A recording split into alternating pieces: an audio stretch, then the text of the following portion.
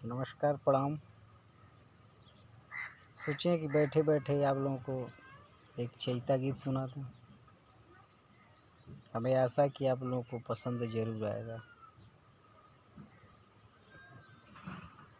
बीती गईल चैत महीनवा हो रामा,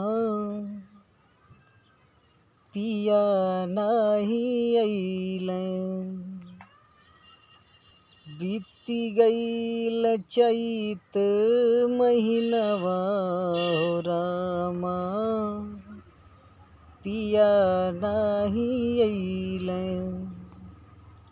पिया नाही अइलें, ओ राजा नाही अइलें। पिया नाही अइलें हो, राजा नाही अइलें। बीती गईल चैत महीनवा हो रामा, पिया नाही अइलें।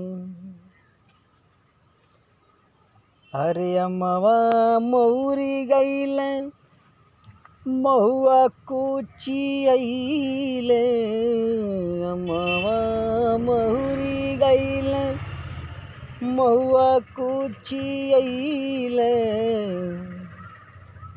अरे बन बन कुसुम फुलइले हो रामा, पिया नाही अइलें।